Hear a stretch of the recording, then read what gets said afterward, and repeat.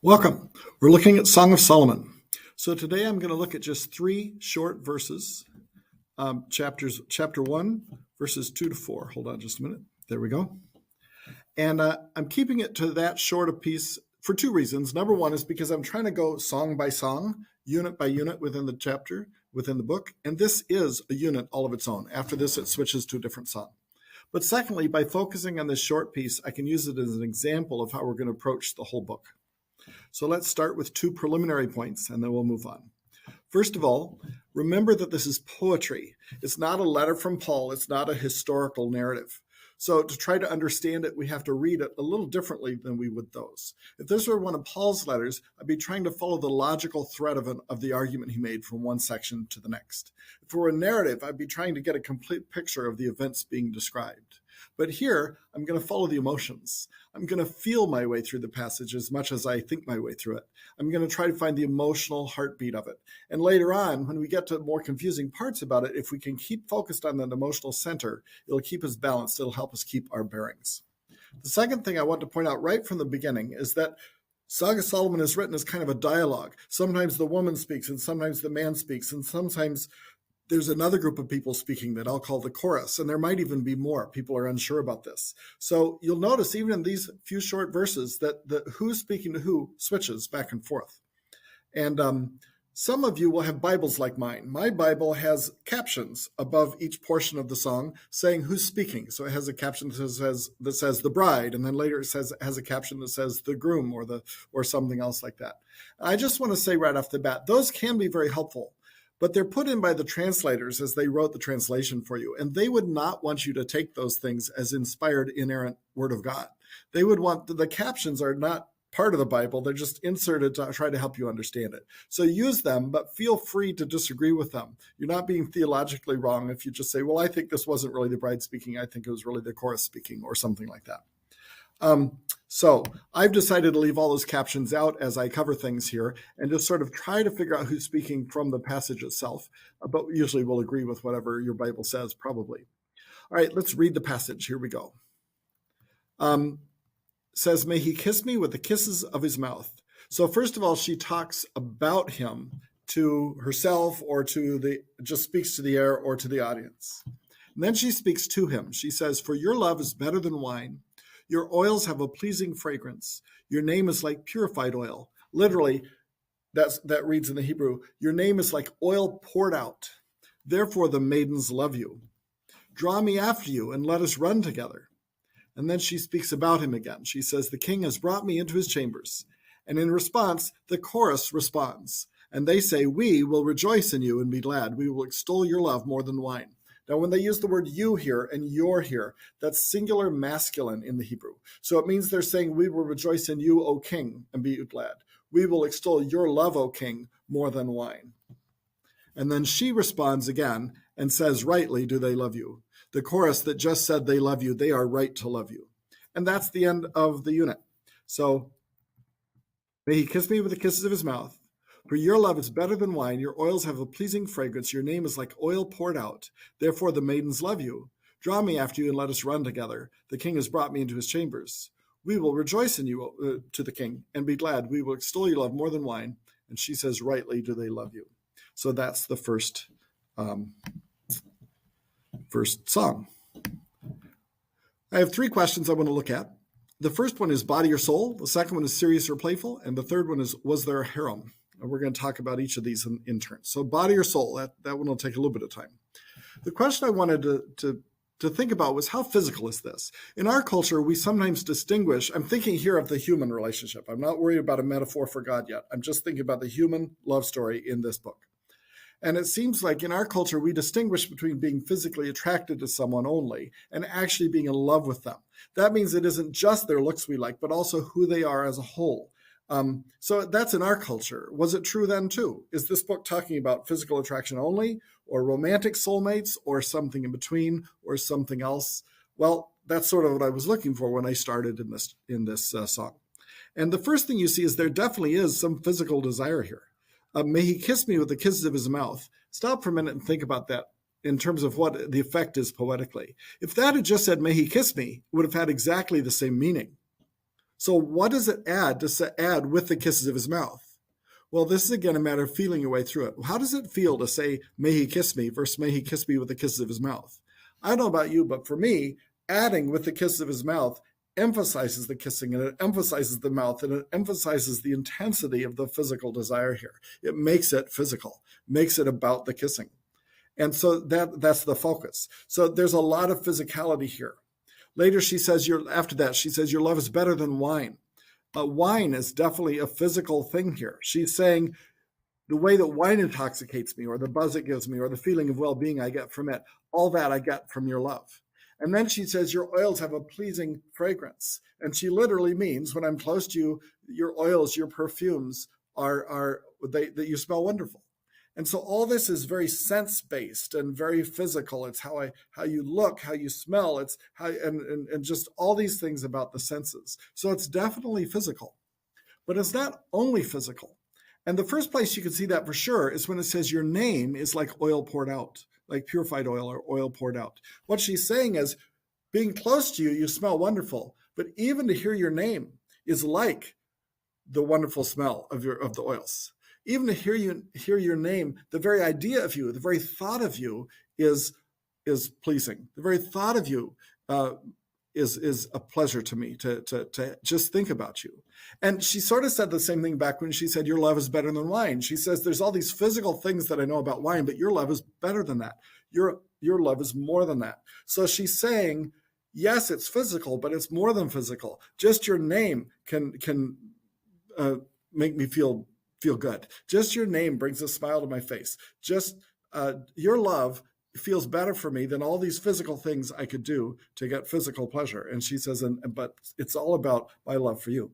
And so what we see here, I think, is that just as in our day, being in love was a mixture of both physical attraction and emotional soulmates. It was a matter of falling in love with the person. And you can see it right here from the beginning. It's a mysterious merger between both physical and soul. So that's at least what the human side of this is. Now that's going to raise some questions about what do we do with that metaphorically? When we say this is a metaphor for our relationship with God, how can we compare our relationship with God, who is spirit, and which is a spiritual relationship, to the kind of physical, sense-based love that's here? And so next week, I'm going to spend actually the entire week looking at that specific question before we move on with the rest of the book.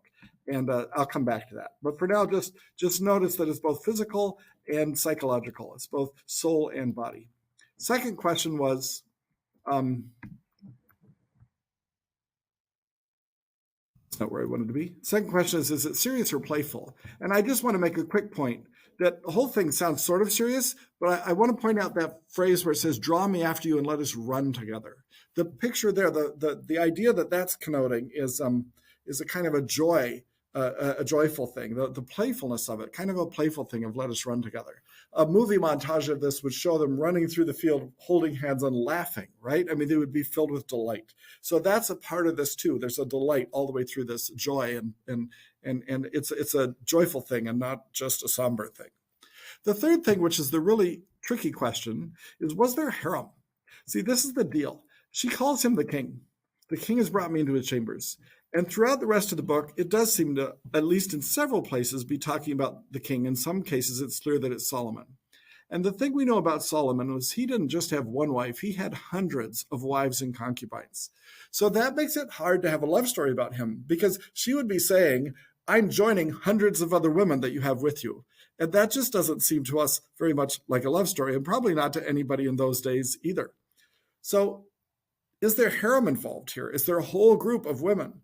Well, what makes this trickier is that the chorus here that says, we will rejoice in you and be glad, later in the book, when they speak to the chorus, they call them the daughters of Jerusalem. And there's hints that that means his harem, his wives and concubines. So it's probably even true that here it's his other wives and concubines that are saying, we rejoice in you and be glad. We will extol your love more than wine. We also have loved you, and we think your love is greater than wine. So, and then when she says, therefore the maidens love you, this suddenly takes on a deeper meaning. She really means you've got lots of women in your life, and they all love you, and I love you. And then they jump in and say, we love you. And she says, and they're right to love you. So this is all very peculiar. It seems like the most important thing in the world for us in human love is that it be exclusive, that you not cheat on one another, that she needs to know that he loves only her. But if she's surrounded by all these other women who can also claim his love, it doesn't seem like that seems very romantic, and it doesn't seem to fit the book. Notice here, it's not the metaphor I'm having problems with. It's the human love story that is tricky to me. I don't understand this. So what do we do with this? I'm not completely sure. It's a little bit of a mystery to me. Later on in the book, it comes up again, and there I will address it and say more about it in chapter 6. But for now, I want to revert to what I said before. When I'm not sure what to do with this, I focus on what is the emotional feeling of it, what's the emotional heartbeat of it. And the heartbeat of this is that she is not distressed about this. She doesn't seem to be bothered by "therefore the maidens love you." She doesn't seem to be bothered by this chorus jumping in and saying, "We rejoice in your love and we extol your love." On the contrary, she seems to have no insecurity. She seems to have no jealousy. She seems to have no competition with them. On the contrary, she's just using it as one more evidence of how desirable he is. See, everybody loves you. You're such a catch. Anybody would want you.